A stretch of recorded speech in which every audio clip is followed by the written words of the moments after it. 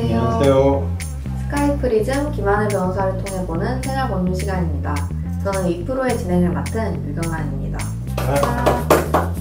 오늘도 김하늘 변호사님을 모시고 좋은 말씀 들어보도록 하겠습니다.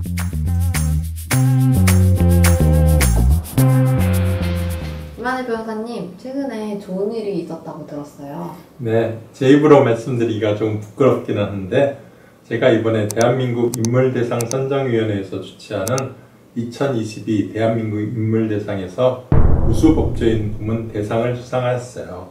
축하드려요. 감사합니다. 이참에 2022 대한민국 인물대상이 어떤 상인지 설명 좀 해주세요. 네, 연합매일신문과 동아일보에서 후원하고요. 각 분야별로 전문위원과 교수로 구성된 대한민국 인물대상 선정위원회에서 정치, 경제, 사회, 문화 등 우리나라 각 분야별로 한 해 동안 뚜렷하게 기여하였다고 평가하는 후보자를 추천, 심사해서 시상을 하는 행사예요. 이번 2022년이 제28회 대한민국 인물대상 시상식이었다고 해요. 말씀을 들어보니까 정말 커다란 상을 받으신 것 같아요. 변호사로서 유일하게 우수 법조인 분야에서 대상을 받으신 거잖아요. 네, 우리나라에는 사실 저보다 능력이 뛰어나고 성품도 훌륭하신 법조인들이 정말 많아요. 근데 제가 추천돼서 수상을 받았다는 사실이 기쁘기도 하지만 한편으로는 많이 부끄럽기도 하고요. 앞으로 더욱 열심히 하라는 채찍으로 생각하려고 합니다. 너무 겸손하신 말씀이세요. 변호사님이 그만큼 탁월한 역량을 발휘하셨으니까 선정위원회에서 상을 주는 거죠. 그런데 변호사님이 아까 한 해 동안 뚜렷하게 기여했다고 평가받는 후보자를 추천받아서 심사를 한다고 말씀하셨는데 올해 특별히 추천을 받으시게 된 계기가 있을까요?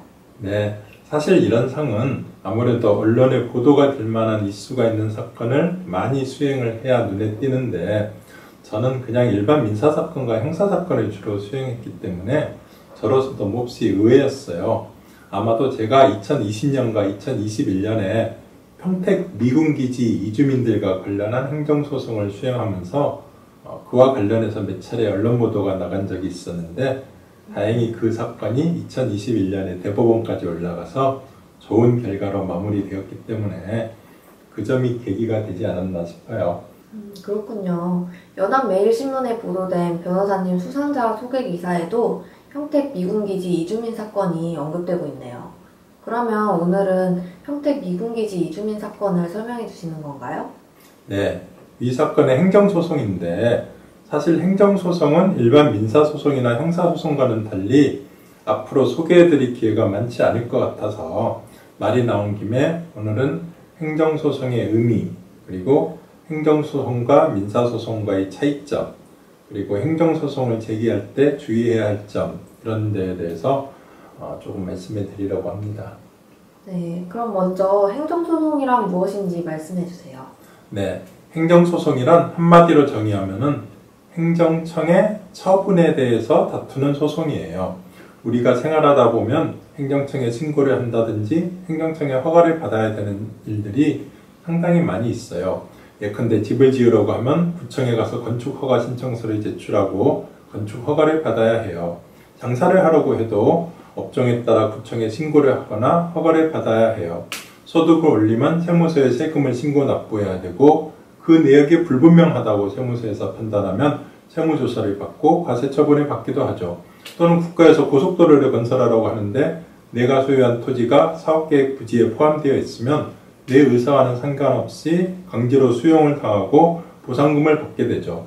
음주운전을 하게 되면 형사처벌도 받게 되지만은 그와 별도로 혈중 알코올 농도에 따라서 운전면허가 정지되거나 취소되고 장사를 하다가 미성년자에게 술을 팔게 되면은 영업정지나 과징금을 받게 되죠. 이러한 모든 일들이 행정기관에서 국민에 대하여 하는 행정행위인데 그러한 행정행위가 반드시 내 마음에 들게 이루어지는 것은 아니잖아요. 집을 지으려고 건축허가 신청서를 제출했는데 반려될 수도 있는 것이고 나는 제대로 세금 신고를 했다고 생각하는데 부당하게 과세 처분을 받을 수도 있는 것이고 도로에 수용된 내 토지에 대한 보상금이 너무 적다고 생각될 수도 있는 것이죠. 미성년자가 마치 성년자인 것처럼 다른 사람의 주민등록증을 보여준다거나 해서 억울하게 내가 영업정지 처분을 받거나 과징금을 받을 수도 있는 것이죠. 이렇게 행정청에서 이루어지는 여러 가지 행정행위에 대해서 일반 국민들이 다투는 소송이 행정소송이에요. 세상에, 저는 처음에 행정소송이라고 해서 이거 뭐지? 일반인들이랑 관련 없는 소송 아닌가? 이렇게 생각했는데 지금 변호사님이 예를 들어서 말씀하신 내용을 들어보니까 우리 일상생활에 너무나 밀접하게 맞닿아 있는 소송이네요. 네, 맞아요. 현대사회에서는 국가가 하는 일들이 점점 많아지고 있잖아요. 그만큼 행정기관에서 하는 일들이 국민의 권리나 이익에 직접적인 영향을 주는 경우가 많아졌어요. 그래서 행정소송도 이제는 누구나 겪어볼 수 있는 소송이라고 볼 수 있어요. 네, 그러면 이런 행정소송이랑 일반 민사소송은 어떤 차이가 있는 걸까요? 네, 가장 본질적인 차이는 당사자 사이의 관계가 평등하지 않은 관계라는 거예요. 일반 민사소송은 개인 대 개인, 평등한 당사자 사이의 법률 관계인 사법 관계에서 비롯되는 다툼을 해결하는 소송이다 라고 한다면은 행정소송은 행정기관이 공권력의 주체로서 우월적인 지위에서 일반 국민들의 권리나 이익을 침해하거나 또는 보장하는 법률 관계인 공법 관계에서 비롯되는 다툼을 해결하는 소송이에요. 여기에서 민사소송과 다른 여러 가지 특성이 파생되고 있어요. 예컨대 민사소송의 근간을 이루는 법리가 계약 자유의 원칙이라고 한다면 행정소송의 근간을 이루는 법리는 적법 절차의 원칙이고요. 그래서 민사소송은 처분권주의라고 해서 당사자 사이에 조정이나 화해가 이루어지면 소송은 종결이 되지만은 행정소송에서는 원칙적으로 조정이나 화해가 인정되지 않아요. 맞으면 맞고 틀리면 틀리는 거예요. 그렇군요. 그럼 또 다른 차이점이 있을까요? 네, 또 한 가지 뚜렷한 차이점은 삼권 분립에서 나오는 차이가 있어요. 일반 민사소송에서는 법원이 누가 옳은가 판단해서 만일 원고의 주장이 옳다고 생각되면 피고에게 즉시 의무를 이행할 것을 명령하잖아요. 예컨대 원고가 피고에게 돈을 달라고 소송을 하였을 경우에 원고의 주장이 맞다 그렇게 인정되면 피고는 원고에게 돈 얼마를 지급해라 이렇게 판결로 명령을 하게 되죠. 근데 행정소송에서는 삼권 분립의 원칙상 법원이 행정기관이 한 처분을 위법하다고 인정하더라도 행정기관에게 의무 이행을 명령할 수가 없어요. 단지 행정기관이 위법한 처분을 취소할 수 있을 뿐이에요. 예컨대 장례식장을 짓기 위해서 건축허가를 신청했는데 행정청에서 주민들이 반대한다는 이유로 건축허가를 불허하였어요. 그래서 법원이 이러한 행정청의 불허가 처분이 잘못되었다고 판단하는 경우에도 행정청에 대해서 원고에게 건축허가를 내줘라 이렇게는 판단할 수가 없다는 거죠. 그건 사법부가 행정부에 대해서 특정한 행위를 할 것을 명령하는 거기 때문에 삼권분립에 위반된다는 거예요. 그래서 법원은 단지 행정청의 불허가 처분이 잘못되었으니까 이를 취소한다라는 판결밖에는 할 수가 없는 거예요. 그렇군요. 그러면 변호사님이 말씀하신 경우에 행정소송을 해서 이겨도 당사자는 건축허가 신청을 또 해야 하는 건가요? 맞아요. 당사자는 불허가 처분이 잘못되었다는 법원 판결을 들고 행정청에 가서 건축허가 신청을 다시 해야 되고 그러면 행정청은 건축허가를 내주게 되겠죠. 삼권분립의 원칙상 어디까지나 행정행위는 행정기관에서 해야 된다는 거예요. 소송에서 승소하였는데 다시 똑같은 건축허가 신청을 또 해야 한다니 일반인들로서는 조금 생소할 것 같아요. 그런데 이러한 경우에 설마 행정청이 건축허가 신청을 다시 불허할 수는 없는 거겠죠? 그렇지 않아요. 근데 법원 판결은 어디까지나 판결에서 잘못되었다고 판단한 그 이유에 한해서 행정청을 기속하는 효력이 있어요. 그러니까 구청에서 주민들 민원 제기를 이유로 건축허가 신청을 불허했다. 그래서 법원에 행정소송을 제기해서 이겼다. 그렇다고 하더라도 그 판결의 효력은 주민들 민원 제기는 건축 불허가 사유가 될 수 없다라는 것에만 미치는 거예요. 그러니까 다시 구청에 건축허가 신청을 하더라도 구청에서 다른 사유로 또다시 불허가 처분을 할 수 있는 거지요. 예컨대 건폐율이라든가 용적률이라든가 주차장 면적이라든가 이런 것들이 관련 건축법령에서 정한 요건을 충족하지 못한다면 이를 이유로 다시 불허가 처분을 할 수 있는 거예요. 그러면 행정청이 소송에서 패소해서 앙심을 품고 괜히 다른 사유를 트집을 잡아서 건축허가 신청을 다시 불허할지도 모른다는 건 제 무면한 기우겠죠? 네, 그럼요. 이제는 예전처럼 행정청이 국민에 대해서 군림하는 시대가 아니잖아요. 제가 말씀드린 것은 어디까지나 법리적으로 보면 그럴 수도 있다는 것이고 실제로는 행정청에서 법원 판결의 취지를 존중해서 거의 대부분 그에 맞추어서 처분을 하고 있어요. 다행이네요. 그럼 일반인들이 행정소송을 제기하려고 할 때 주의해야 될 점은 어떤 게 있을까요? 가장 중요한 것은 제소기간이에요. 일반 민사소송의 경우에도 권리에 따라서 소멸시효기간이 있어요. 예컨대 일반 민사채권의 소멸시효기간은 10년이고 상사채권은 소멸시효기간이 5년이에요. 불법행위로 인한 손해배상 청구권은 손해 및 가해자의 안 날로부터 3년이고 불법행위가 있은 날로부터는 10년이에요. 이와 같이 민사소송의 경우에도 소멸시효가 있지만은 그 기간이 상당히 장기간이기 때문에 통상적으로는 시효소멸이 문제되지 않아요. 하지만 행정소송의 제소기간은 처분이 있은 날로부터 1년, 처분이 있음을 안 날로부터 90일이에요. 둘 중에 하나라도 지나가 버리면 행정소송을 제기할 수가 없어요. 이처럼 행정소송의 제소기간은 일반 민사소송에 비해서 굉장히 단기간이기 때문에 자칫하면 제소기간이 지나가 버리는 경우가 많으므로 주의를 해야 돼요. 그렇군요. 처분이 있음을 안 날로부터 90일, 처분이 있은 날로부터 1년이라는 부분을 좀 더 자세히 설명해 주시겠어요? 예를 들어서 미성년자한테 술을 팔았다고 신고가 들어가서 2022년 6월 1일에 영업정지 3개월의 처분을 받았다고 가정해봐요. 그런데 식당 주인은 제대로 주민등록증을 확인했는데 미성년자가 다른 사람의 주민등록증을 제시해서 몰라봤기 때문에 억울한 거예요. 그래서 식당 주인은 행정소송을 제기하기로 마음먹었어요.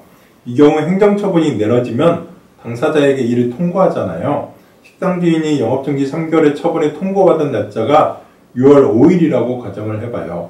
그러면 식당 주인은 처분이 있었던 날, 그러니까 2022년 6월 1일부터는 1년 이내인 2023년 6월 1일까지, 그리고 처분이 있음을 알았던 날, 즉 2022년 6월 5일부터 시작해서는 90일 이내, 그러니까 2022년 9월 3일까지는 행정소송을 제기해야 돼요. 기간을 계산할 때는 첫 번째 날은 산입하지 않지만은 7월달하고 8월달은 31일까지 있기 때문에 90일을 계산하면은 2022년 9월 3일이 돼요. 둘 중에 하나라도 지나가 버리면 행정소송을 제기할 수 없으므로 아무리 늦어도 2022년 9월 3일까지는 행정소송을 제기해야 되는 거죠. 그렇군요. 숫자가 나오니까 살짝 머리가 아파지네요. 제소기간 이외에 또 주의해야 될 점이 있을까요? 네, 행정처분은 행정소송을 제기한다고 해서 집행이 당연히 정지되지는 않아요. 그런데 행정소송을 제기하게 되면 통상적으로 한 1심 판결 선고될 때까지 1년 정도 생각을 해야 돼요. 그래서 권리를 침해하는 행정처분의 경우에는 집행정지 신청도 같이 해야 돼요. 예컨대 앞서 말씀드린 영업정지 처분의 경우 집행정지 신청을 하지 않으면은 행정소송이 진행되는 도중에 영업정지 3개월이 지나가 버릴 거고, 그렇게 되면은 권리보호에 이익이 없다, 그렇게 해서 행정소송에서도 지게 돼요. 먼저 집행정지 신청을 해서 행정처분의 효력을 정지를 해놓은 다음에 행정소송을 제기해야 되는 거예요. 그렇군요. 집행정지 신청을 먼저 해야 된다. 매우 중요한 부분 같아요. 네. 그 이외에도 주의해야 될 사항이 있을까요? 네, 예전에는 행정심판 전치주의라고 해서 행정소송을 제기하려면은 먼저 행정심판을 거쳐야 했어요. 그 취지는 행정소송으로 가면 시간과 비용이 많이 들지 않느냐, 그러니까 상급 행정기관에 행정심판을 제기를 하면은 돈도 안 들고 신속하게 권리구제를 해주겠다는 거예요. 근데 사실은 이게 별로 쓸데없는 절차예요. 행정심판을 제기를 해봐야 행정심판위원회에서 거의 대부분 행정청 손을 들어주었거든요. 그러다가 보니까 오히려 시간만 지연되게 되어서 비판의 대상이 되었어요. 그 결과 지금은 조세소송을 제외하면 이제는 반드시 행정심판을 거칠 필요가 없어졌어요. 당사자가 선택할 수 있는 거죠.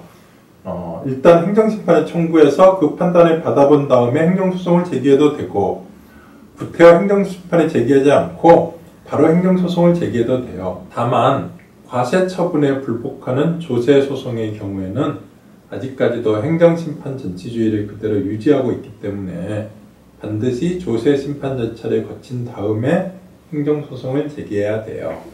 변호사님 말씀을 들어보니까 행정소송은 일반 민사소송과는 다른 특징들을 가지고 있고 주의해야 될 사항들도 많은 것 같아요. 너무 어려운데요.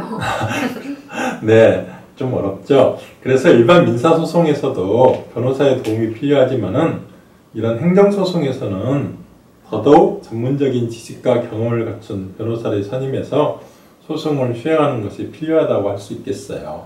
네, 정말 그런 것 같아요. 시간이 상당히 지났으니 이번 동영상에서는 여기까지 하고 변호사님이 수행하신 평택 미군기지 이주민 사건의 구체적인 내용이나 쟁점에 대해서는 다음 동영상에서 말씀을 들어봐야 할 것 같아요.